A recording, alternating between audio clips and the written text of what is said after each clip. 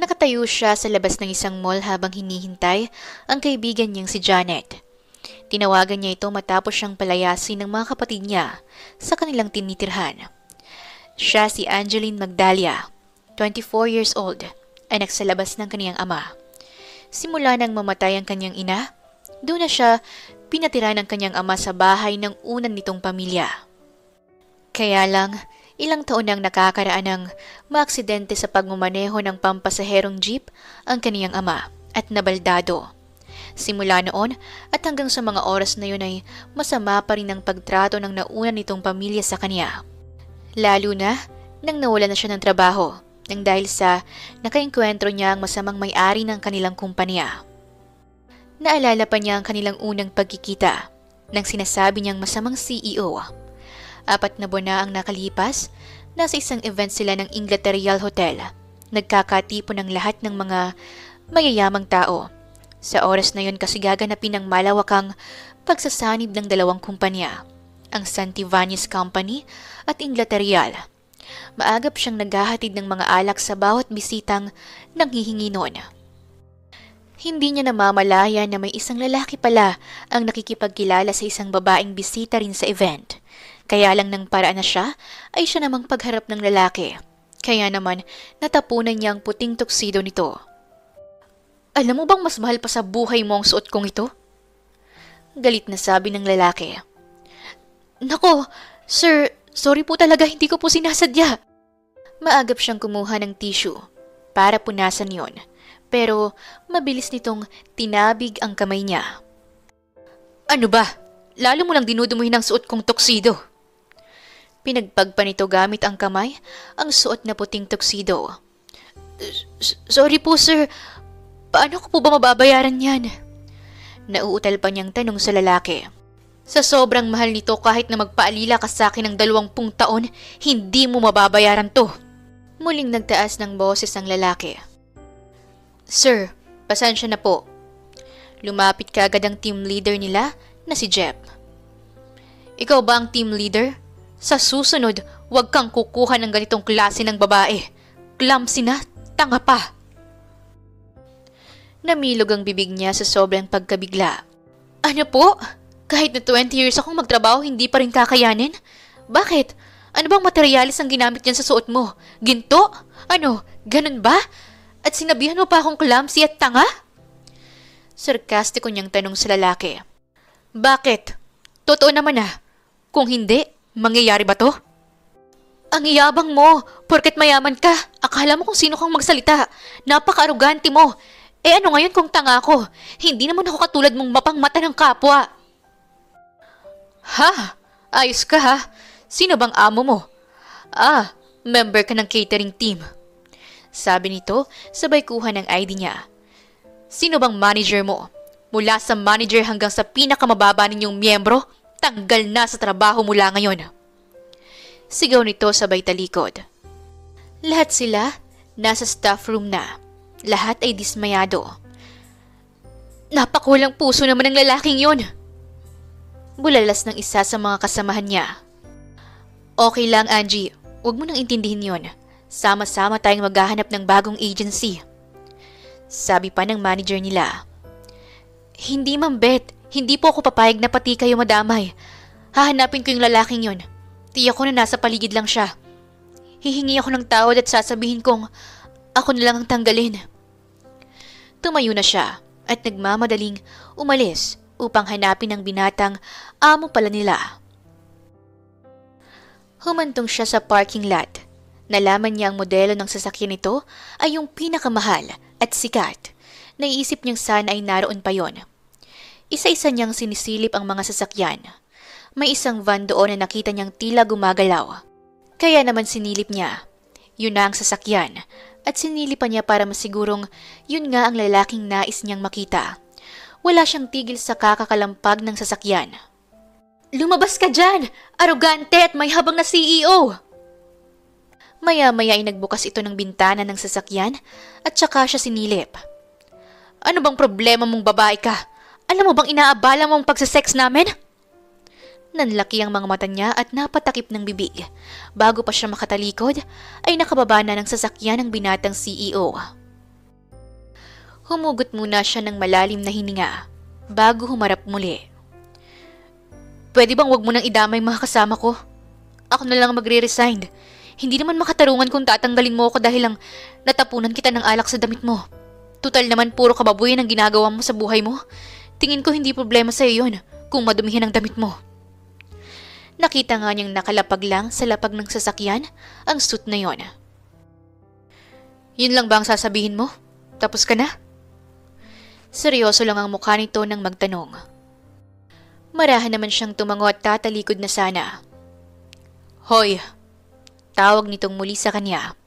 Kinakabahan naman siyang unti-unting napalingon. Nagulat na lang siya nang nasa harapan na niya ang binata. Okay, sige. Pagbibigyan kita. Pero sa isang kondisyon. Sabi nito. Nagulat na lang siya nang bigla na lang nitong hawakan ng dalawang kamay nito ang mukha niya at bigla na lang siyang hinalikan sa kaniyang mga labi. Mariin at hindi simpleng halik ang iginawad dito sa kanya.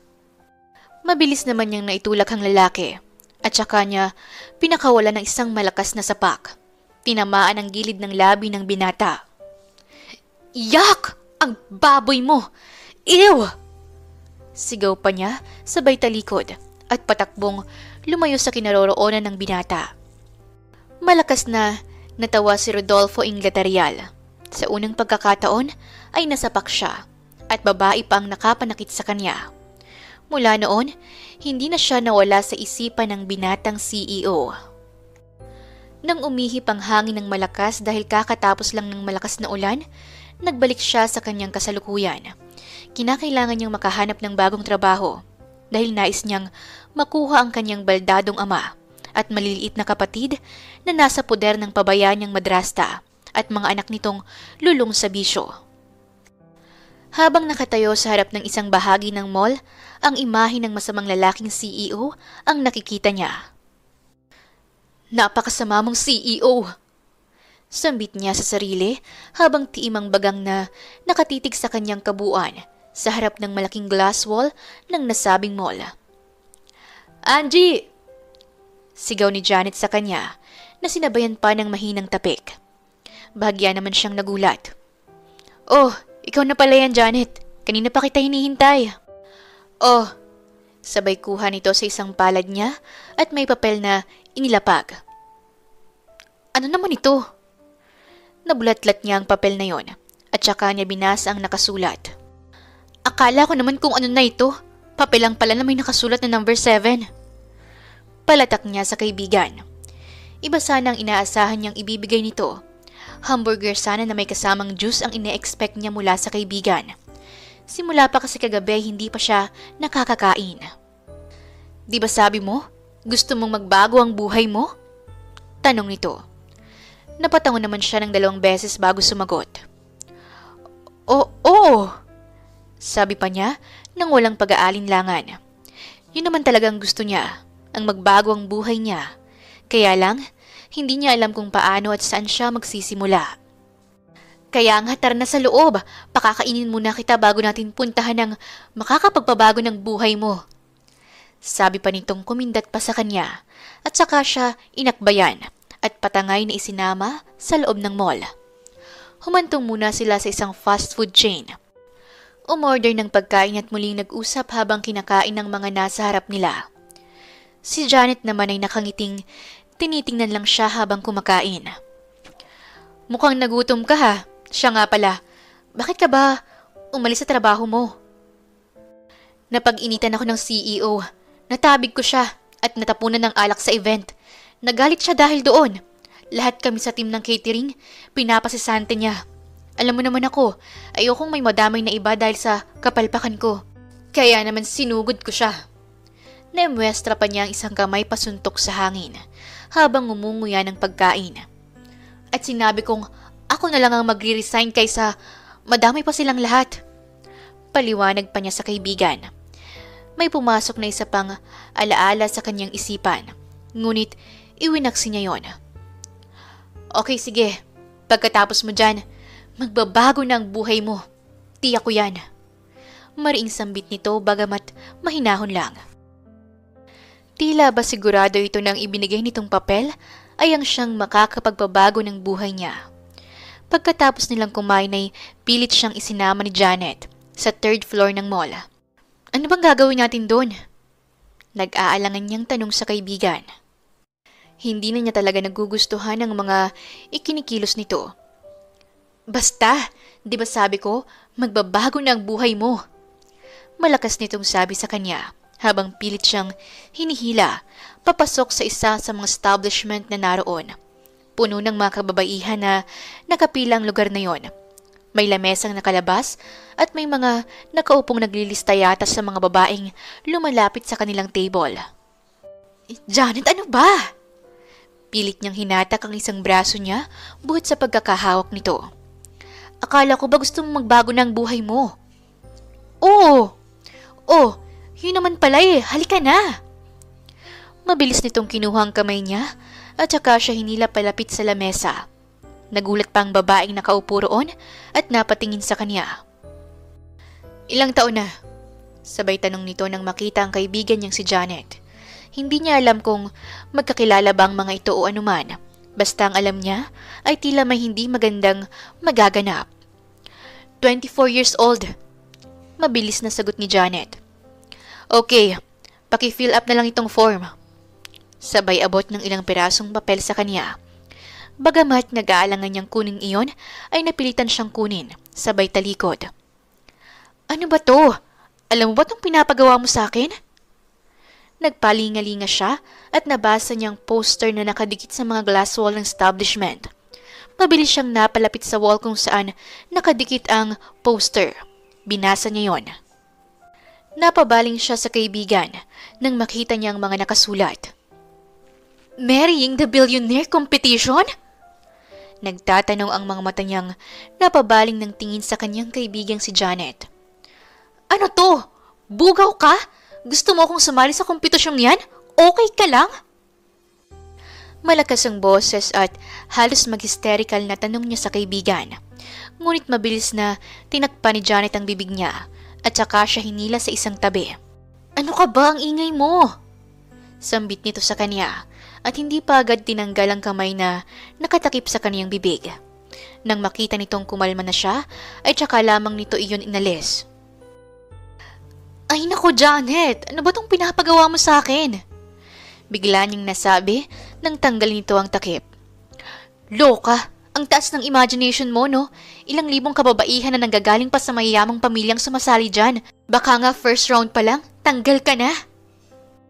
Eh yun naman pala, bakit mo pa ako dinala rito? Tara na! Pasinghal niyang salita sa kaibigan, sabay talikod, nang bigla na lang bumangga ang mukha niya sa malapad na dibdib ng isang lalaki. Aray! Sabay napahawak siya sa kanyang noo. Dahan-dahan siyang napatingala dahil sa matangkad ito sa kanya. Madilim ang mukha nito na tumingin sa kanya. Seryoso lang at tila may galit na nagsalita. Alam mo, kung tatanga-tanga ka, dapat hindi ka pakalat-kalat. Ayokong makakita ng basura dito sa mall ko. Galit, ngunit mahinang sambit nito sa kanya, habang nakasimangot at naiiling. Muling inayos nito ang suot na suit at naglakad kasama ang mga bodyguard niya. Samantalang, umalingaw-ngaw naman sa pandinig niya ang salitang basura. Lumakad siya ng mabilis upang mahabol ang hambog na lalaking matagal na niyang kinaiinisan. Anong sinabi mo? Basura ako? Kung basura ako, ikaw baboy! Mas masahol ka pa sa hayop dahil sa sama ng ugali mo. Anong akala mo? Dahil mayaman ka, pwede mo na akong insultuhin? Napalingon naman ito at lihim na sinenyasan ng mga bodyguard nito na huwag siyang pigilan sa pagsugod na gagawin niya. Samantalang pilit naman siyang pinipigilan ni Janet sa gagawin niyang pagsugod. Angie, tama na! Mahinang pakiusap ni Janet sa kanya, ngunit hindi niya yon pinansin.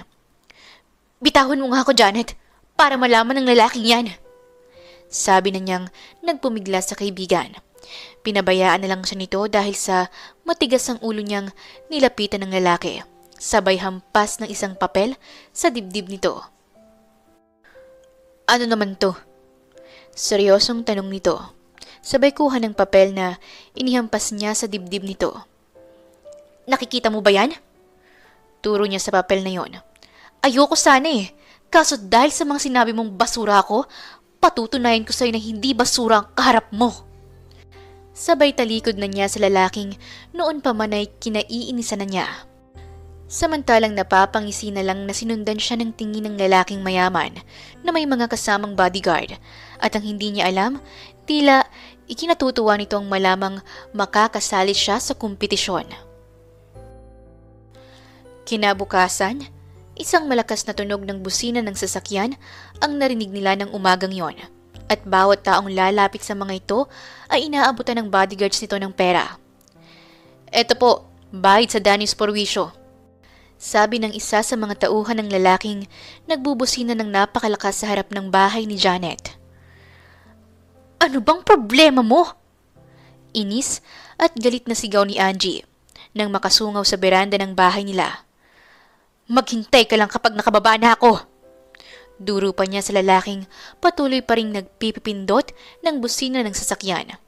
Nakangisi ito habang nakasandal sa kotse nitong mamahalin. Nang makababa siya ay tsaka palang tumigil ang lalaki sa ginagawang pagpindot ng mariin sa busina ng sasakyan nito. Tiningnan lang niya ito mula ulo hanggang paa. Napapa-cross arms pa siyang tinititigan ang binata. Anong kailangan mo? Sinusundo ka para sa sinalihan mong kompetisyon. Nakakaawa ka naman kasi. Sa lahat ng kandidata ikaw lang ang poor. Lahat sila may sariling sasakyan at nanggaling sa magandang pamilya. Isinuksok ang dalawang kamay sa magkabilang gilid ng suot na pants. Naiinsulto naman siyang nagbaba ng tingin. Napabaling na lang sa ibang direksyon ang tingin niya at naghahanap siya ng idadahilan. Ganun ba? Huwag kang mag-alala. Ako naman ang mananalo sa lahat. Kaya yayaman din ako balang araw. Singhal niya naman sa lalaki upang itago ang pagkapahiya niya. Dahil tulad nga ng sinabi nito, mahirap lang siya at sa lahat ng mga kandidata, siya ang walang sinasabi sa buhay. Pero ganun pa man, alam niya pa rin makakaya niya yon. Para sabihin ko sa'yo, wala naman akong balak at kabalak-balak na manalo sa kompetisyong yon. Nakataas ang noo habang pinakatititigan niya ang binata para makita nito na hindi siya nagsisinungaling. Kailangan ko lang yung consolation prize sa 200K. Sumakay ka na.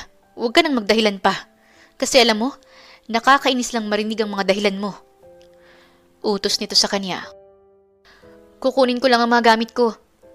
Akma pa siyang tatalikod. Ngunit, binuhat na siya ni Rodolfo. Papasok ng sasakyan nito. Ano ba? Bakit mo ako pinasok dito? Hindi ba pwedeng kukunin ko lang ang mga gamit ko? Tanong niyang pasigaw sa lalaki. Anong klaseng basura bang dadalhin mo? Ibibilin lang kita. Let's go.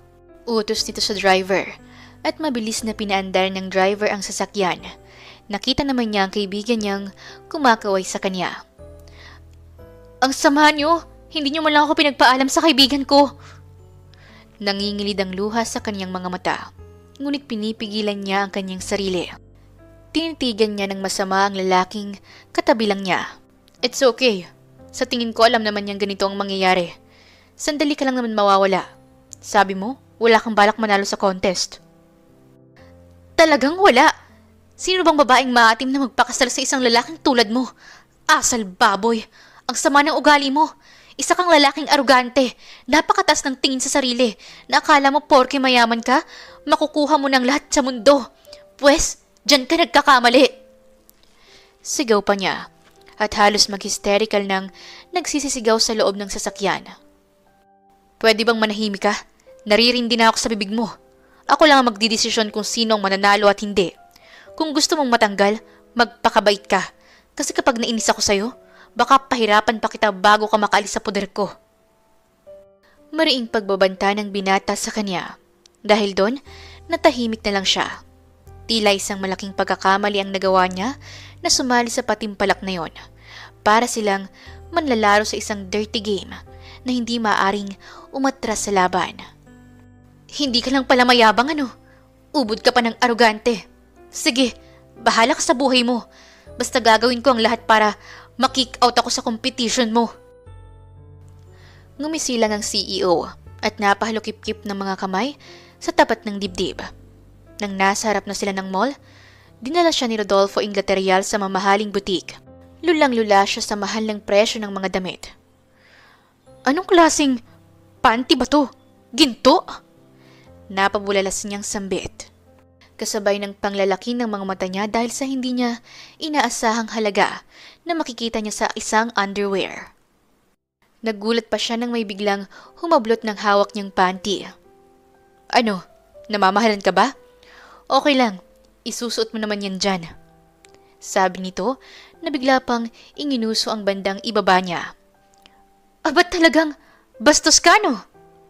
Napahawak pa siya sa ibaba niya, sabay talikod at tumungo sa ibang bahagi ng mga damitan. Natatawang iniabot ni Rodolfo sa sales lady ang hawak nitong underwear. Nakita niya yon at naaasar siya dahil sa hinawakan nito ang panty. Sandali nga lang, bakit mo hinawakan yun? Ang bastos mo talaga! Pasinghalan naman niyang sigaw sa lalaki habang napapasulyap sa babaeng kanina pa nakasunod sa kanila. Huwag kang maarte dyan. Miss, give her 12 dozen. Baling pa nito sa sales lady. Yung may katerno. Medyo madalas kasing maligo tong girlfriend ko, kaya kailangan namin ng marami. Sambit nito, sabay kabig pa sa kanya. Naiirita naman niyang inalis ang kamay nito. Ano ba? Ba't mo sinabi na girlfriend mo ko? Ang kapal mo ha? Ang tanda mo na eh. 24 lang ako, ikaw late 40s. Hoy, 34 pa lang ako. May 6 na taon pa bago ako mag-40. Manahimik ka dyan. Pinandilatan siya nito at nakita nga niya ang panggigigil nito dahil sa sinabi niyang edad. Iniwan na siya ni Rodolfo sa butik na yon. Ngunit mahigpit itong nagbilin na anumang mapipili niya ay ibigay ng mga staff sa kanya. Kaya naman lahat ng mga pangangailangan niya ay nakumpleto na niya. Kumuha na rin siya ng mga maletang paglalagyan ng lahat ng mga yon. Naglalakad siya dala ang mga gamit niya nang marinig niyang may tumawag sa kanya at nagpakilalang sekretary raw siya ni Rodolfo Inglaterrial. Nagbigay ito ng tiket ng eroplanong patungong Cebu. Tinanggap naman niya yon kahit na medyo naguguluhan. Ang alam niya kasi private plane ang sasakyan nilang mga kandidata. Nang nasa airport na siya, halos 5 oras na siyang nag-iintay doon pero wala man lang tumatawag sa kanya kung saan siya susunduin ng mga nangangasiwa ng kompetisyon. Ano ba to? Kanina pa ako rito, bakit wala pang sundo man lang? Naitanong niya sa kanyang sarili. Nang bigla na lang niyang nakita ang isang grupo ng mga kalalakihan at hindi nakaligtas sa paningin niya ang mukha ni Rodolfo. Kaya lang ay nag-alangan siyang tawagin nito o kawayan man lang dahil sa may mga kasama itong mga naka-business attire. Hindi niya akalaing mapapansin siya nito. Nagulat pa siya nang may lumapit sa kanya at nang magtaas siya ng tingin ay nakita niya si Rodolfo. Anong ginagawa mo rito? Nakakunot ang noo. Natanong nito sa kanya. Ha? Kasi binigyan ako ng plane ticket ng sekretary mo. Sumakay raw ako ng eroplano. Dito raw ako susunduin ng mga staff ng competition. Pero 5 oras na ako, wala pa rin sila. Sabi niya. Bigla naman siyang tinalikuran nito at binalikan ng mga kausap. Nakita na lang niyang naunang naglakaran ng mga kausap nitong kalalakihan. May tinawagan ito sa cellphone. Tapos maya-maya ay bumalik uli sa kanya. Nagpatawag ako ng driver. Ihatid ka muna sa hotel at sabay na tayong pupunta sa rancho bukas. Ha? Nag-aatubili pa niyang sagot sa lalaki. Intayin mo ako doon. Ilang oras lang, nandun na rin ako. Muling habilin nito bago tuluyang umalis at sumunod sa mga kausap na lalaki kanina. 1 oras pang nakalipas at naroon na siya sa loob ng silid na itinuro sa kanya ng mga staff ng hotel. Iyan raw ang silid ni Rodolfo Inglaterrial. Kaya naman naupo lang siya sa mahabang sopa. Hindi niya namalaya na nakatulog pala siya dahil sa sobrang pagod. Nang magising siya, naramdaman niyang kumakalamang sikmura niya. Naalala niyang hindi pa nga pala siya kumakain sa buong araw na yon. Tumayo siya ngunit nang marinig niyang may kumalusko sa bandang kusina papalapit ng CR, ay kinakabahan siya. Oh, gising ka na pala. Napasinok siya at natakpan niyang bigla ang kanyang bibig. Isa rin sa ikinagulat niya na tanging puting towel na lang ang nakapulupot sa bewang ng lalaki. Nanlalaki ang mga mata niyang natitigan nito mula ulo hanggang paa. Sinikap niyang makabawi sa pagkabigla. Oo, sagot lang niya. Bakit? Ngayon ka lang ba nakakita ng magandang lalaki na may magandang pangangatawan? Napapangising tanong ni Rodolfo at ipinatong pa ang dalawang mga kamay sa sariling bewang. Naumid naman siya at napalunok ng laway. Hindi naman niya may pagkakaila na sobra siyang nagulat nang makita ang binata. May edad nga ito ng ilang taon sa kanya pero kitang-kita niya ang kakisigan ng lalaki. Hindi ha? Marami na. Yung mga nauna kong naging boyfriend. Napalakas niyang sagot. Kahit na no boyfriend since birth naman siya. Talaga? Mahinang tanong nito na may inilabas na papel mula sa drawer na nasa tabi lang nito. Ano naman yan? Name, Angeline Magdalia. Basa pa nito sa mga nakasulat sa papel. Edad, 24 years old. Ilan ang nakarelasyon? NBSB. Nakatas ang kilay na tumingin ito sa kanya. Bakit NBSB ang sagot mo sa papel na to kung nagka-boyfriend ka na pala dati? Nakangisipan nitong tanong sa kanya. Kilala niya ang CEO na to sa mga usap-usapan na walang sino mang babae ang nakakasama nito na hindi nito nakukuha. Kaya naman ang pagkabog ng puso niya ay tila walang tigil. Lalo pa at nasa ganong ayos ang binata. Pumasok rin sa alaala niya ang nakaraang pagkikita nila. Mayroon itong kasex sa loob ng sasakyan. Mabilis siyang napatalikod at bumalik na sa sopa na kinauupuan niya kanina. Ang gutom na nararamdaman niya ay panandalian niyang nakalimutan. Lumipas pa ang ilang oras ay hindi pa rin nagbibihis ang binata. Nakita niyang nagsuot lang ito ng bathrobe. Wala ka bang balak na magbihis? Respeto naman. May kasama kang ibang tao at babae pa ako. Ano ba yan? Naturing ng CEO, wala yatang manners. Singhal pa niya, habang pinapaypay ang dulo ng mga daliri niya sa tapat ng kaniyang muka. Bakit? May nararamdaman ka bang kakaiba? Alam mo dapat nga magpasalamat ka eh. Kasi yung mga kasama mo, magsisimula pa lang ng game para makapunto sa akin. Ikaw eto, pwedeng-pwede ka nang makascore. Nagmamalaki pa nitong sabi sa kanya. At humarap pa sa kanya nang may nakakalokong ngiti at nakakapasong mga tingin. Namilog naman ang bibig niya at ang mga mata dahil sa mga narinig niya, para bang mas lumakas ang kabog ng dibdib niya at umaapuhap siya ng hangin sa kaniyang paligid. Alam mo, gutom lang yan. Hindi naman sa nagdedemand ako pero kasi nagugutom na ako. Ikaw ba hindi? Natanong na lang niya para baguhin ang usapan at ibahin ang ambience ng paligid nila. Sige, pero mag-shower ka muna. Pagkatapos mong mag-shower, nakahanda na siguro ang pagkain. Sagot naman ito na ipinapaalala sa kaniyang pag-shower. Pinupunasan pa niya ang basang buhok niya nang makita ang mga pagkain. Natuwa naman siya at umupo na sa harap ng lamesa. Takam na takam siya at gusto na niyang kainin ang lahat ng iyon. Pero habang sinisimulan niya ang kumain, si Rodolfo ay nagbukas ng wine at nagsalin sa 2 baso. Napatigil naman siya at napatingin. May balak yata ito nasabi niya sa isipan. Bakit? Huwag mong sabihin ngayon ka lang nakakita ng wine. Wala ba sa pinanggalingan mo niyan? Nakakainsultong tanong nito sa kanya. Napapairap naman siya habang ngumunguya ng pagkaing isinubo na niya. Sa isang iglap lang ay nakatatlong hita ng manok kaagad siya. Kaya naman ang mahirinan ay nadampot kaagad niya ang basong may lamang alak. Ang yabang mo naman, porke ba mayaman ka, sa lugar mo lang may alak? Sagot niya pa habang medyo pinukpok ang dibdib para lang mapababa ang kinain. Sabay muling dumampot ng isa pang hita ng manok. Grabe ka palang kumain. Daig mo pa ang construction worker Ibang klase. Mabuti sana kung pagdating sa kama, mala construction worker ka din. Napapabuga pa ito ng hangin bago tuluyang ininom ang basong may lamang alak din.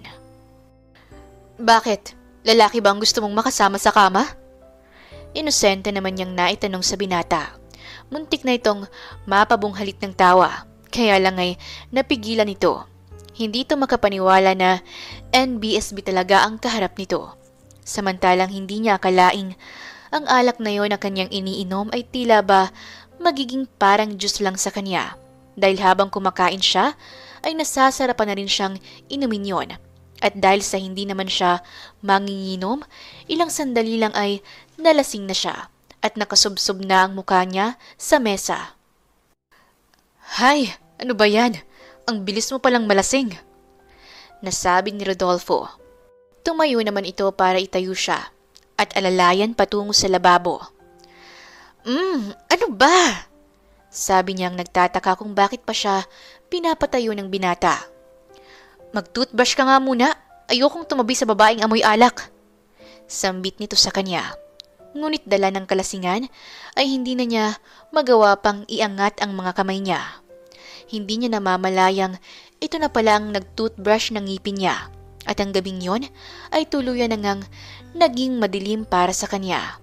Hindi na niya alam kung ano-ano pa ang mga bagay na ginawa nila ng lalaking kinaiinisan niya. Nagising na lang siyang nasa kama na niya si Rodolfo. Hindi niya alam kung may nangyari sa kanila. Ngunit nang makita niyang wala siyang anumang suot na damit sa ilalim ng kumot, batid na niyang may naganap nga sa kanila. Naiiyak na naiiling siya. Natakpan niya ang kaniyang muka ng dalawa niyang kamay at pilit inaalala kung anong naganap kagabi sa kanila. At naalala nga niyang may nangyayari sa kanila. Ngunit walang naganap na pilitan sa pagitan niya at ng lalaking ngayon ay katabi niya. Maaaring lasing lang kami pareho. Walang ibig sabihin, Angie. Mariin at paulit-ulit na isinisigaw niya sa kaniyang isipan.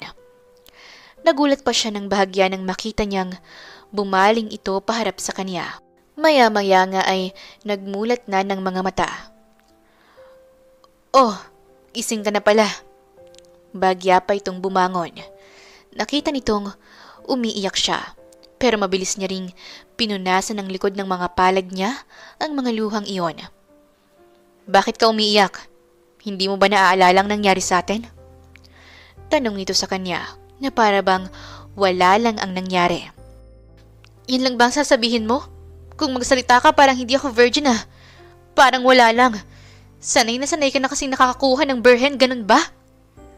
Tanong niya sabay talikod sa binata. Naramdaman naman niya ang pagbangon nito at pagsuot ng bathrobe. Nagtungo na ito sa banyo at ilang saglit lang ay narinig na niyang mahinang lagaslas ng tubig buhat doon. Siya naman ay napabangon na rin at nagsimulang hanapin ang suot niyang mga damit. Nakita niyang isa pang bathrobe na nakasabit sa hot stand. Ilang oras pa ang dumaan at nakahanda na rin siya. Sumakay sila sa isang private helicopter ni Rodolfo. Kaya naman halos kalahating oras lang ay nasa Rancho Inglaterreal na sila. Okay ka lang? Mukha ba akong okay? Sarkastiko niyang sagot. Kasabay noon ay naisipan niyang sabihin ang isang bagay. Pwede bang ilihim mo na lang ang naganap?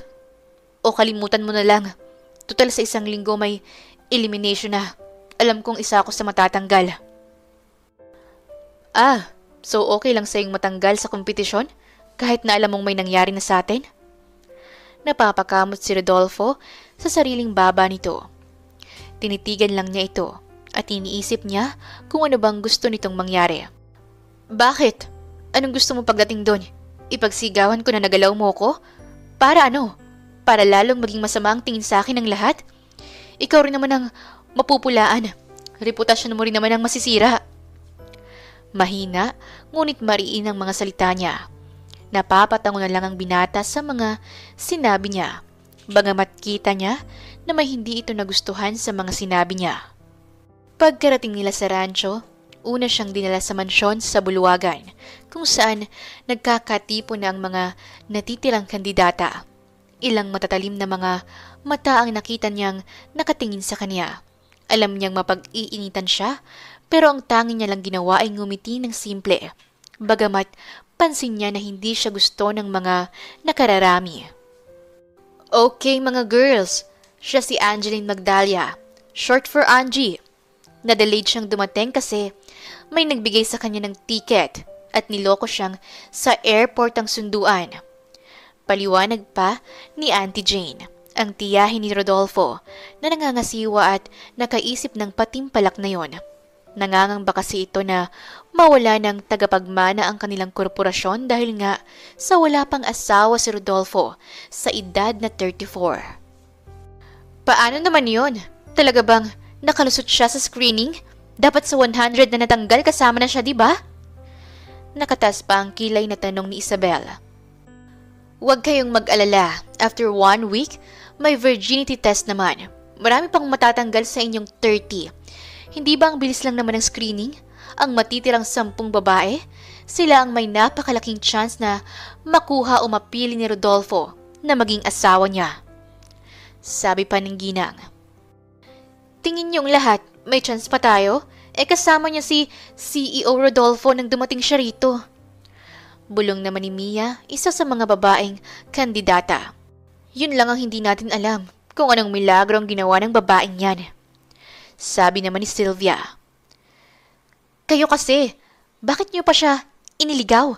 Ayan tuloy, si CEO pang nakakuha sa kanya at tumulong. Sabat rin ni Jenna. Habang nagkukumpulan ng lahat, hindi naman niya malaman kung anong klaseng kapalpakan ang dapat niyang gawin para matanggal na siya kaagad. Naisip niya ngang may virginity test sila. Sasabihin niyang siya ang unang i-assign na ma-check ng mga manggagamot. At kung malalaman na hindi na siya birhen, ay tiyak na paaalisin na siya. Makukuha niya kahit papaano ang consolation prize na 1 million. Yun lang naman ang gusto niya. Kasi nais niyang makuha ang tatay niya at makapagsimula ng bagong buhay. Alam niyang hindi yun sapat pero pwede nang pagsimula kahit napapaano. 1 million ang prize para sa mga umabot sa ganoong katagal na round. Isang kompetisyong wala silang gagawin kundi ang magpaganda at gawin ng lahat para mapansin ng CEO. 3 buwan na maglalagi sa lugar na yon ng CEO na si Rodolfo para mas makilala niya ang mga kababaihan. Bawat isa ay isasama niya sa date o ang tinatawag na pamamasyal at sa iba pang mga gawain. Sa huling round, na ibibigay ng kandidata ang kaniyang pagkababae, ewan ko lang kung pagkatapos nun ano nang mangyayari. Saad ni Rebecca sa kanya, isa sa mga babaeng nakakausap niya. Sila yung mga simple lang na mga babae. Kaya naman, yung mga yun ang naging kalapit niya. Ano? Paano kung hindi naman mapili? Sa tingin mo, gagalawin pa rin ng lalaking yun yung babae? Napapatangan niyang tanong sa dalagang kasama. Oo naman, alam mo naman na kilala siya sa ganun. Matinik sa babae. Kaya, tiyak yun. Sagot ni Rebecca. Huwag kang mag-alala.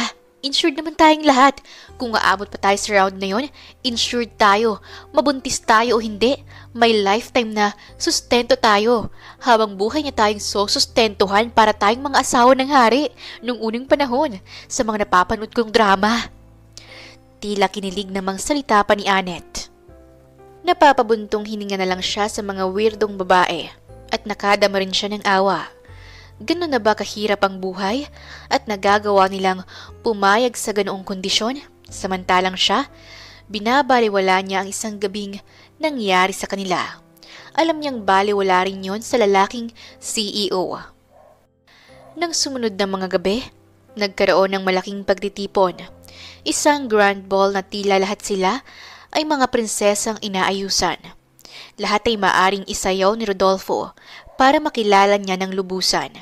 Ang suot niya ay kulay pulang evening gown na gawa sa lace. Hubog na hubog ang sexy niyang pangangatawan sa gown na yon. Tenernuhan ng mataas na takong na kulay pulang heels. Naka-lipstick rin siya ng super pula. Kaya naman lumalabas talaga ang kaseksihan niya. Hindi naman niya alam na ang mga mata ni Rodolfo ay sa kanya lang nakatingin. Isang lalaki ang lumapit sa kanya para tangkain siyang ayaing sumayaw. Ngunit tumanggi siya. Wala siyang balak na makipagsayaw sa kahit na kanino. Pero hindi niya alam kung bakit ba nang lapitan siya ni Rodolfo para isayaw, para bang may magnet ang mga kamay nito na napapasunod siya nang hilahin siya nito sa gitna upang magsayaw sila ng sweet dance. Habang sumasayaw sila, nakapatong ang mga kamay niya sa balikat nito at ang mga kamay naman ni Rodolfo ay nasa bewang niya. Ang mga titig nito sa kanya ay nakakapaso. Naisipan niyang itanong ang isang bagay na naglalaro sa isipan niya. Sa huling round ba, kukunin mo na lang basta ang babaeng maibigan mo? Kahit hindi mo naman gusto? Tanong niya. Oo, sagot ng binata. Ngunit nais lang nitong makita ang reaksyon niya. Para namang tinusok ang puso niya, ngunit hindi siya nagpahalata. Bakit nga ba sa kabila ng lahat, alam naman niyang walang halaga sa binata ang mga namagitan sa kanila, dala lang ng kalasingan. Tila ba sa isang sulok ng puso niya ay umasa siya, pero simula siguro sa gabing yon, ititigil na niya ang kabaliwan. Matapos yun ay humiwalay na siya sa karamihan. Alam niyang isang malaking panaginip lang ang lahat. Para bang ang isang tulad niya ay si Cinderella. At sa pagtunog ng orasan at sa pagsapit ng hating gabi, magbabago na ang lahat. Kailan ba tutunog ang orasan? Kailan sasapit ang hating gabi para ang lahat ng ito ay mawala na? Pakiramdam ko na sa loob ako ng isang fairy tale book. Naiiyak niyang sabi sa sarili. Ano namang ginagawa mo riyan? Babaeng matakaw sa hita ng manok? Biglang sabi ng lalaki sa kanyang likuran. Nagulat naman siyang napatayo mula sa pagkakayok-yok niya sa dulo ng hagdanan. Wala, sige alis na ako. Sabi na lang niya. Hoy, wag mo nga akong tinatalikuran na para bang ako ang may kasalanan sa'yo. Sambit nito. Bakit? Wala ba o meron? Hindi ko nga alam kung sinong may mali. Pero isa lang ang alam ko. Kinakailangan ko ng matanggal. Okay na sa akin yung 1 million. Ako nang tanggalin mo. Hayaan mo na yung ibang babae na manatili rito. Pinangungunahan mo ba ako kung sino ang gusto kong piliin? Tiimbagang natanong ng binata. Oo, tsaka bukas na kasi yung virginity test. Alam ko naman na isa na ako sa matatanggal eh. Kasi may hambog at aroganteng kumuha nun sa akin. Wala naman akong magagawa. So it's time to say goodbye na lang po, Mr. CEO. Sarkastiko pa niyang salita na sinabayan ng nakakalokong tawa. Naiiling na lang si Rodolfo na sinundan siya ng tingin. Lumipas ang isang linggo at ang lahat ay naghahanda na para sa susunod na pagsubok. Iyon ay ang pagsubok para sa kanilang mga kandidata. Ang alamin kung sino-sino sa kanila ang may karanasan na at wala pa. Lahat ay nakapila na at nakahanda para isalang sa mga pagsusuring yon. May mga kinakabahan at may mga kampante lang. Isa siya sa mga kampante dahil alam niyang pagkatapos nun ay makakalaya na siya sa kulungang yon. Ang makasama ang mga kababaihan na nagpapaligsahan sa atensyon ng isang lalaki ay talaga namang nakakasawa at nakakasuya na para sa kanya. Idagdag pa ang araw-araw na pangiinis sa kanya ni Rodolfo. Nabibisit na siya, makita pa lang niya ito. Okay girls, ngayon ay nasa 30 na lang kayo. Mamaya hanggang bukas ng virginity test ninyo. Alam niyo na siguro kung anong mangyayari. Kapag napatunay naming hindi na berhen ang sino man sa inyo, automatic na ligwak na siya. Pero ang maganda doon, makakatanggap pa rin kayo ng 1 million pesos mula sa amin. Okay ba yun? Tanong ng babaeng tagapangasiwa rin doon. Yes, ma'am. Sabay-sabay na sagot ng mga kababaihan. Matapos ang almusal, nagpahinga sandali ang bawat isa ng 30 minutes. Tapos ay isa-isa na silang nagsipilahan sa loob ng lobby ng malaking klinika na naroon. Sa sobrang laki ng mansyon, naroon ang lahat. Clinic, salon, gym, bar and restaurant, at iba pang establishment na may isip mo na meron sa labas. Kaya nga ang bawat isa sa kanila ay hindi naiinip, liban na lang sa kanya. Ang ilang kandidata ay walang ginawa kundi ang magpaspa, magpasalon at mamili ng mga magagandang damit na naroon. Iyon na yatang pinaka-kakaibang kompetisyon na nakita niya sa buong mundo. Isang paligsahan na wala namang inuutos na task na gagawin ng bawat kababaihan. Ang sabi sa kanila, gawin nila ang lahat ng maibigan nila dahil naroon ang lahat ng mga bagay na nanaisin nila. Gabi na noon, hindi siya umabot sa test. Nakatakda siyang ma-examine kinabukasan pa. At ang resulta ay sasabihin sa susunod na araw. Naroon siya sa bar at walang ganang nakaupo sa isang sulok, habang ang lahat ng mga kasamahan niya ay nagpapakalango sa alak at nagsasaya. Nakita niya sa gilid ng kanyang mga mata na may tumabi sa kanya. "Kumusta ang virginity test?" tanong nito sa mahinang boses. "Wala pa. Bukas pa ako. Kaya may oras ka pa para bisitin ako." Sarkastiko niyang sagot ng makilala niyang si Rodolfo Inglaterreal ang nasa tabi niya. "Ang sungit mo naman, baka naglilihi ka na." Natatawang tanong nito sa kanya. May hawak naman itong isang bote ng wine. "Oh, nagpapakalasing ka na naman. Alam mo may magagawan ka na naman ng isang malaking pagkakamali. Ano, nakapili ka na ba uli sa isa sa mga babae na makakatabi mo sa kama?" Pasimple niyang tanong. Tumango lang si Rodolfo. "Oo, sa tingin ko nga may napili na ako at may nanalo na sa puso ko. Baka pagkatapos ng virginity test na yan, i-announce ko na ang nanalo." Sabi pa ni Rodolfo na tumitig sa kanya ng todo. Naiiwas naman niya ang tingin sa ibang direksyon. Bahagya siyang natawa. Ang malas naman ng babaeng yun.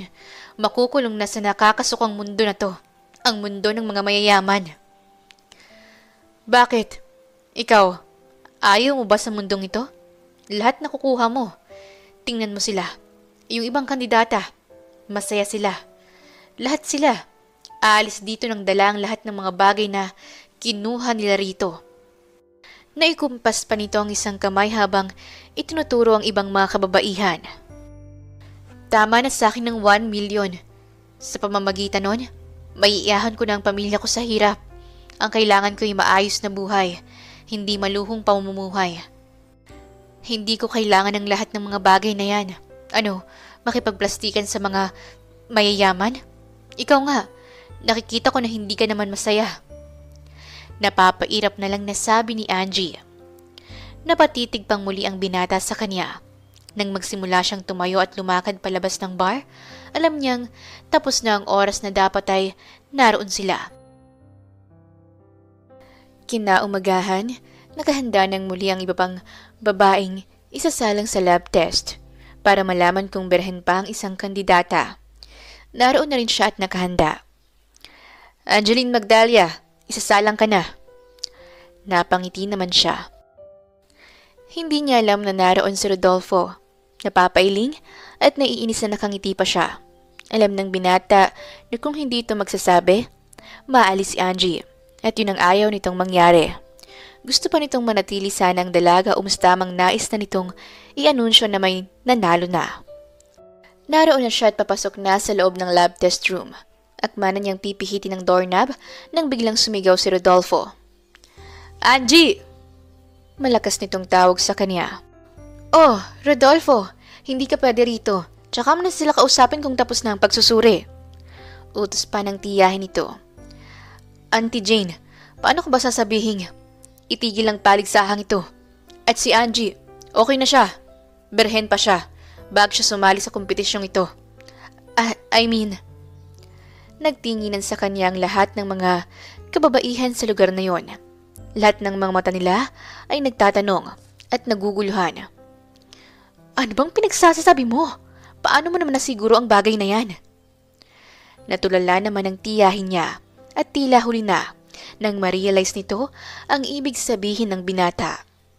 Siya naman ay pulang-pula at parang nasisilihan ang pagmumuka niya. Hindi niya alam pero ang tanging gusto na lang niya ay bumuka ang lupa at lamunin siya ng buong buo. Naiinis na napatakbo na lang siya palayo sa lahat. Nagtatakbo siya hanggang sa makalayo sa loob ng klinik na yon. Hinabol siya ni Rodolfo. Angie! Ano ba? Sumisigaw na tanong ni Rodolfo habang humahangos dahil sa pagtakbo nila. Ano bang problema mo? Bakit mo naman sinabi yun sa harapan ng lahat? Pinahiya mo ako. Gusto ko na ngang umalis dito eh. Sorry, pero hindi ka na makakaalis. Hindi kita papayagan. Mahal kita. At para sa akin, ikaw ang nanalo. Sa'yo na ang puso ko at sa akin ang puso mo. Deklara pa ni Rodolfo. Ano? Hindi pwede. Ayoko sa'yo. Alam mo bang langit at lupa tayo? Ano naman? Kaya nga sila nagsagawa ng kompetisyon na ito. Ibig sabihin hindi na mamimili kung mayaman o hindi. Mahirap bang tanggapin na nakahihigit ka sa iba? Napapahawak pa sa bewang ang binata. Hindi ito ang plano ko. Sinabi ko na sa'yo na may ama ako at kapatid na nangangailangan sa akin. Dahilan pa niya. Wala akong pakialam. Basta, tapos na ang kompetisyong ito at ikaw ang nanalo. Sabi pa ni Rodolfo at kinuha ang kamay niya at isinama siya pabalik sa mansyon. Ngunit naglalakad pa lang sila ay nawala na siya ng malay. Angie! Sigaw ni Rodolfo na maagap naman siyang nasalo. Mabuti na lang at naroon na agad ang sasakyan nila. Mabilis na siyang nadala ni Rodolfo sa ospital. Nagising siyang nasa loob na ng isang ospital. Mabuti naman at gising ka na. Halos 2 araw kang natutulog. Masalan pa lang kalagayan mo. Bakit narito ako? Anong ibig mong sabihin na masalan ang kalagayan ko? Naguguluhan niyang tanong. Yun ang sabi ng doktor. Buntis ka at maselan ang kalagayan mo. Kailangan mong magpahinga rito. Saad pa ni Rodolfo. Maya-maya ay dumating ang isang doktor para ipahayag na may resultang dumating. Mr. Inglaterrial, dumating na ang result. Sabi ng doktor. Sige Dok, sabihin mo na ang result para marinig niya. Napahalukip-kip pa si Rodolfo. Ang resulta ay 100% po na anak niyo ang batang dinadala niya. Samantalang napabuga naman siya ng hangin at napatitig ng masama sa lalaking nakaupo malapit sa kanya. Ang kapal ng mukha mong pagdudahan ng ipinagbubuntis ko? Bakit? Sino bang nakauna sa akin? Hindi ba ikaw lang naman? Galit niyang sabi kay Rodolfo. Sige Doc, salamat sa sinabi mong result. Pakihanda ng lahat ng yan dahil isasama yan sa scoring at iba pang detalye para sa contest. Umalis ang doktor, tsaka pa lang siya hinarap ni Rodolfo. Alam mo naman na nasa gitna tayo ng isang kompetisyon. Ang kompetisyong ito ay mas mahalaga pa sa mga kompetisyong nalalaman mo. Siyempre hindi papayag ang ibang mga kalaban mo. Sasabihin nilang nandaya ka o kaya naman inakit mo ko o kung ano-ano pa. Isa pa, ang kompetisyong ito hindi maaaring malaman ng media. Confidential. Kinakailangan pa naming bayaran ng lahat ng sumali ng halagang naayon. Siyempre, aalma ang papa ko kung malalaman niyang pumili ako ng tulad mo. Napapasandal sa upuan ang binata at muli na naman siyang tiningnan. Yun naman pala eh. Dapat pumili ka na lang ng kandidata na naaayon sa taste ng papa mo. Yung kapareho mong mayaman. Bakit ako pa? Dahil ba sa buntis na ako? Nangingilid ang luhas sa mga mata niya. Nananalangin siyang iba ang isagot nito. Hindi ba pwedeng ako ang mamili ng makakasama ko sa buhay? Ikaw ang gusto ko. Ikaw ang... Natitigilan si Rodolfo. Hindi niya masabi na mahal niya si Angie. Mahal niya ang dalaga. Una pa lang niya itong nakita. Ano? Sabihin mo. Hindi pwedeng dahil lang gusto mo. Hindi ko susundin ang bagay na yan kung dahil lang gusto mo. Mas nanaisin ko pang lumaki ang anak ko nang walang ama.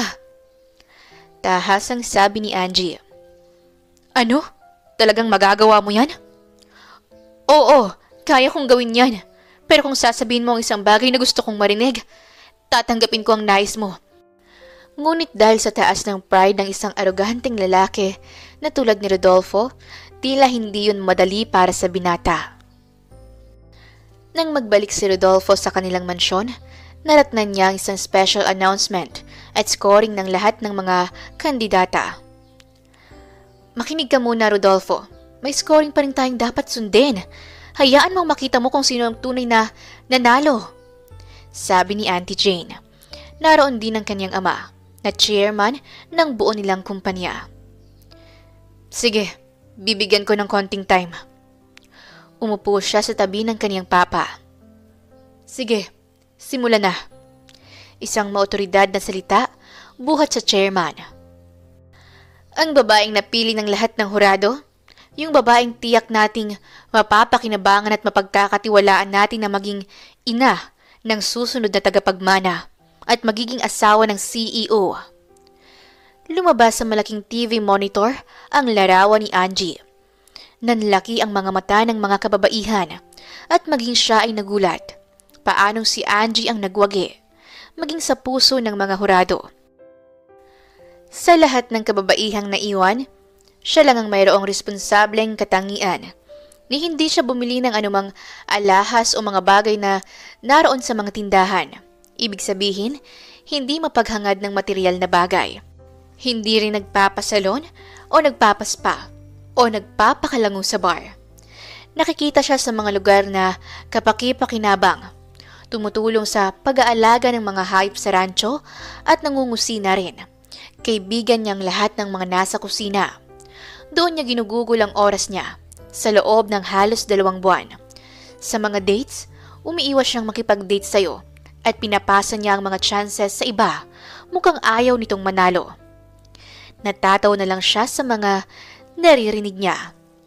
Oo, alam niyang ganun nga si Angie, kaya masaya siyang tama ang babaeng pinili niyang makasama, pinili niyang mahalin. Isang tawag ang natanggap nila mula sa ospital. Sir, tumakas si Angie. Umalis na po siya. Sulat lang po ang iniwan. Sabi ng isa sa mga tauhan niya, kaya naman nagmamadaling umalis si Rodolfo para hanapin siya. Ngunit nang malaman niyang nakaalis na ito at nakabalik ng Maynila, laglag ang mga balikat na nagbalik sa mansyon ng binata. Hindi mo ba siya hahanapin? Tanong ni Auntie Jane. May tumulong sa kaniyang tumakas. Hindi makakalis kung walang tutulong. Saad pa ni Rodolfo. Samantala, umalis nga si Angie sa Cebu at bumalik ng Maynila. Alam niyang okay lang siya. Nagtanong siya sa mga nurse at sa mga doktor ng kalagayan niya. Hindi masela ng pagbubuntis niya at healthy siya.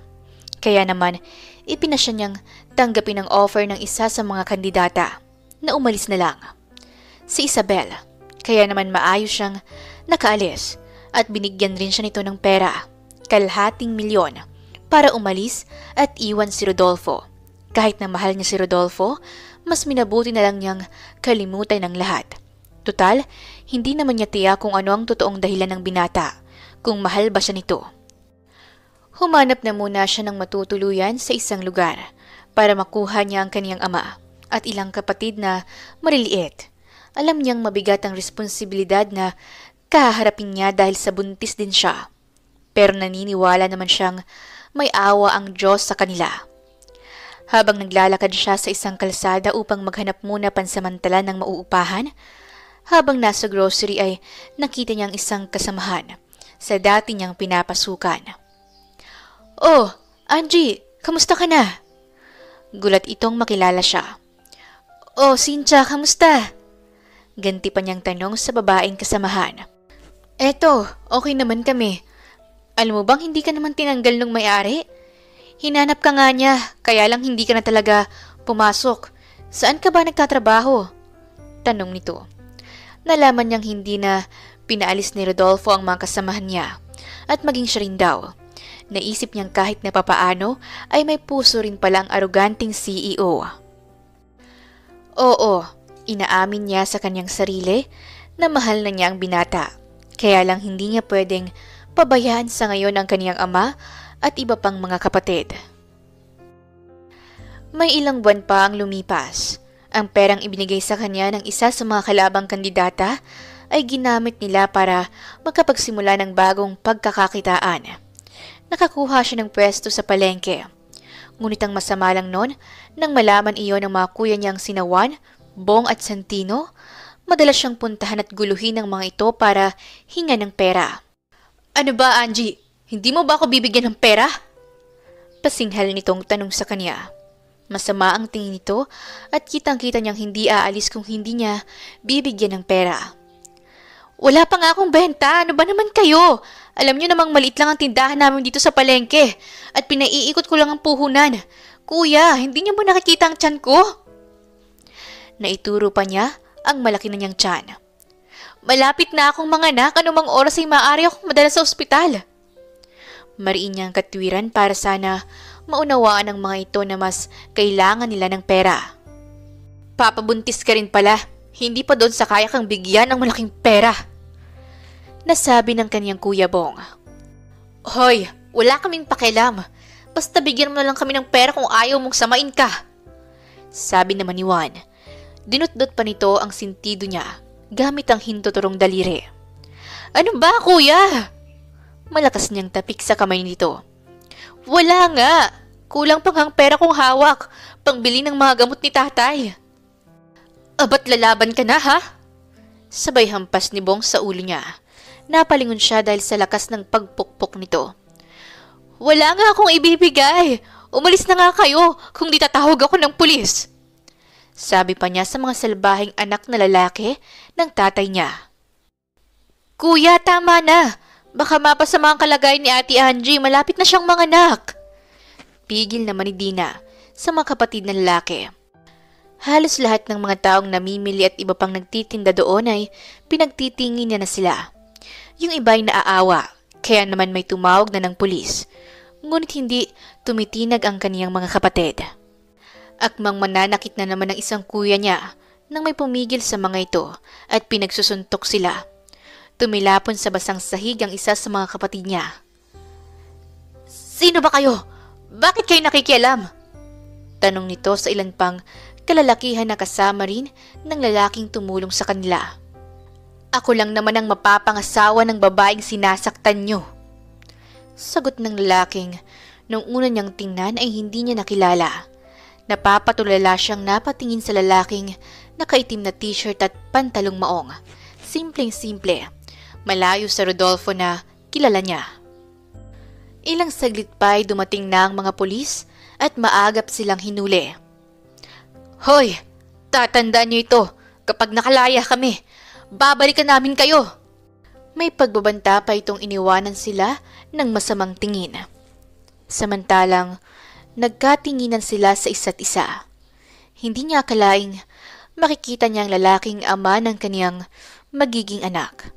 Ngunit bigla na lang siyang nakadama ng pananakit ng kaniyang balakang. Naramdam na lang niyang umaagas na likido sa kaniyang magkabilang hita at binti. Manganganak na yata ako! Napapasigaw niyang salita. Mabilis na napatakbo si Rodolfo papalapit sa kaniya.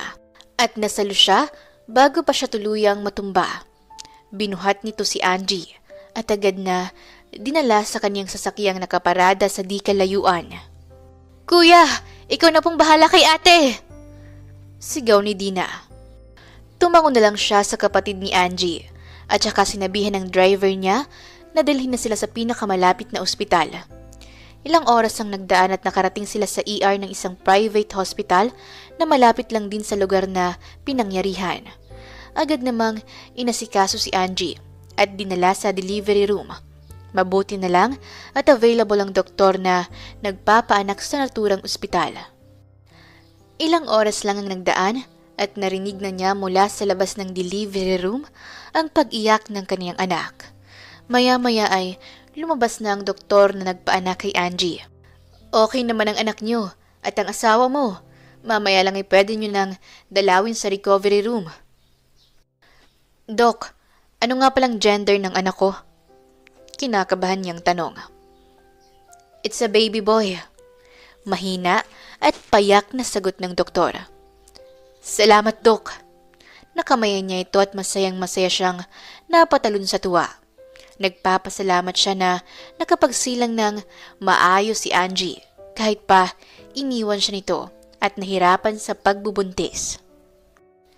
Isang buwan na ang lumipas buhat ng makapanganak siya Lubos na pasasalamat ang kanyang nadarama. Ngayon ay karga na niya ang kanyang anak at kasalukuyan niyang pinapa-breastfeed ang bata. Naroon siya sa kanyang bahay, kasama ng kanyang ama at mga kapatid.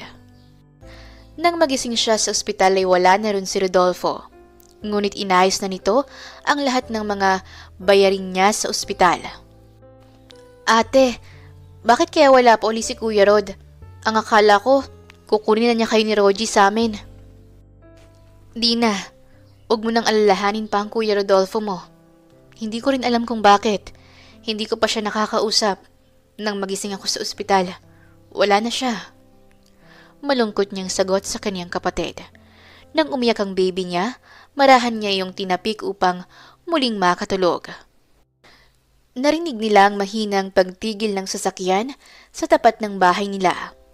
Napatayo si Dina upang tingnan kung sino ang dumating. Nanlaki ang mga mata nito at masayang napalingon sa kanya. Ate!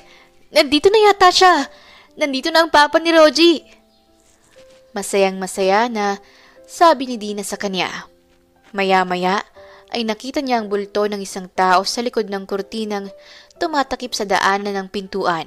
Marahan nitong hinawi ang kurtina at saka tuloy-tuloy na pumasok sa silid. Kamusta ka na? Tanong nito. Si Dina naman ay lumabas na kagad ng kanilang silid upang mahayaan silang mag-usap. Ayos lang naman. Naisilang ko siya ng maayos. Sagot niya sa lalaking alam niyang titig na titig sa kanya ng mga oras na yon. Naibaling niya ang tingin sa kaniyang anak. Angie, magpakasal na tayo. Seryosong salita nito habang nakatitig sa kanya. Hindi ba nagpakasal ka na kay Isabel? Iyon ang pag-aakala niya. Nagpakasal si Rodolfo sa isa sa mga nanalo sa contest. Hindi. Ikaw ang nanalo sa contest. Kaya naman maayos na namin silang kinausap. Alam na rin ng lahat na buntis ka na. Kaya naman hindi na sila nagreklamo. Inayos ni Auntie Jane ng lahat. Ikaw lang ang biglang nawala. Malungkot na tumingin sa kanya si Rodolfo. Kita niya sa mga mata nito ang matinding sakit na nararamdaman sa loob ng halos ilang buwan nilang pagkakalayo. Rodolfo, kailangan pa ba talagang magpakasal tayo? Naisilang na ang anak mo. Pwede mo siyang dalawin anumang oras. Huwag mo lang siyang kukunin sa akin. Alam kong resulta siya ng malaking pagkakamali, pero hindi ko yun ipaparamdam sa kanya. Angeline! Malakas na bigkas ni Rodolfo sa pangalan niya. Nang tingnan niya ito, nakatitig ito sa kaniyang mga mata. Minsan pa niyang nabakas ang matinding kalungkutan sa mga mata ng lalaki.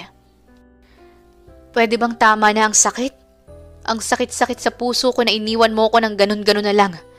Hindi mo ako pinagkatiwalaan. Mahal kita. Lahat ng ginawa ko hindi yun pagkakamali. Hindi kita binuntis dahil lang lasing ako. Alam ko ang lahat ng mga ginagawa ko ng oras na yun.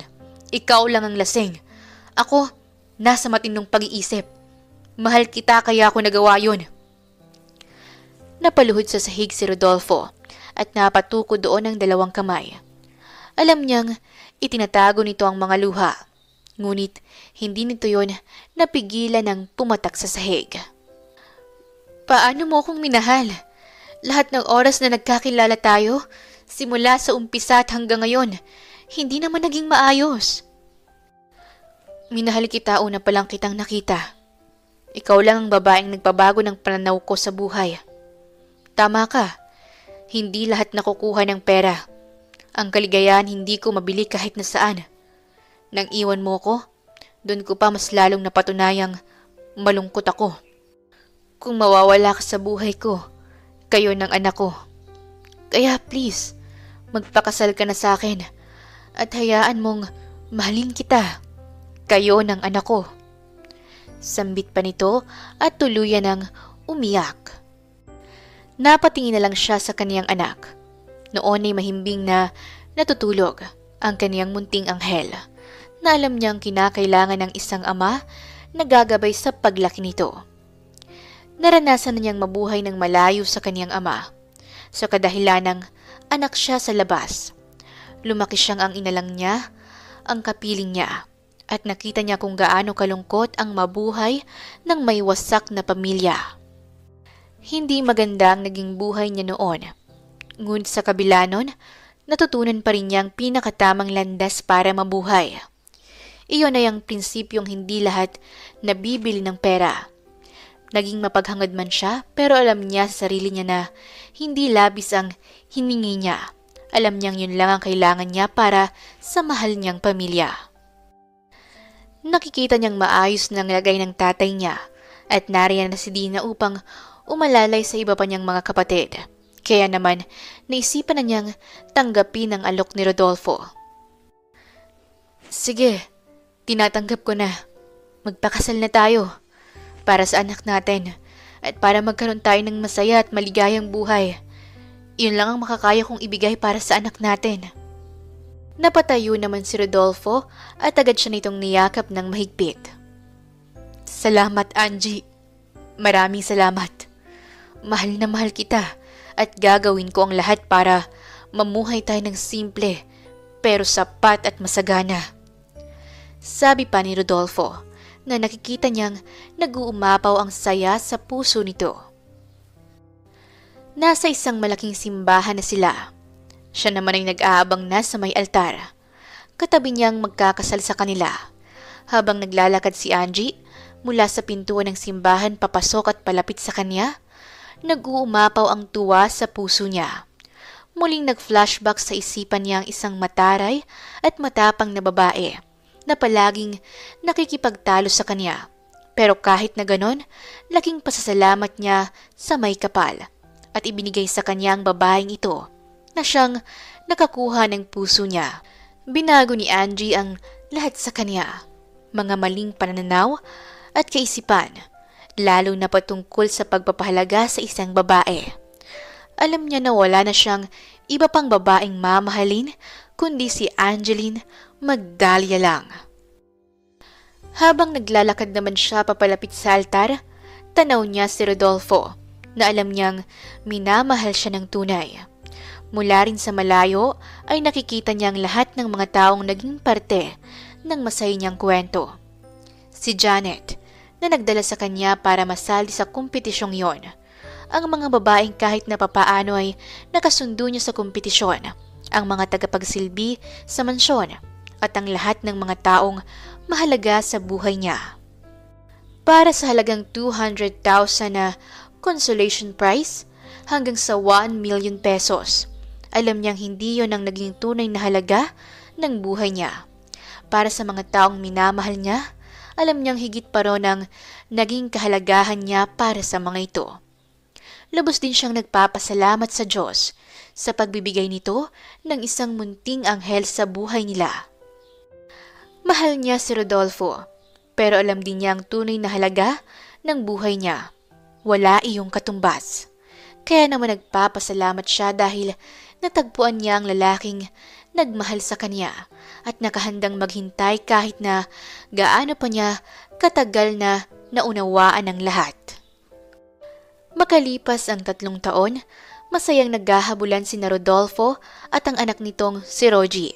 Daddy! Daddy! Hiyaw pa ni Rogie habang tumatakbo at hinahabol ang kaniyang ama.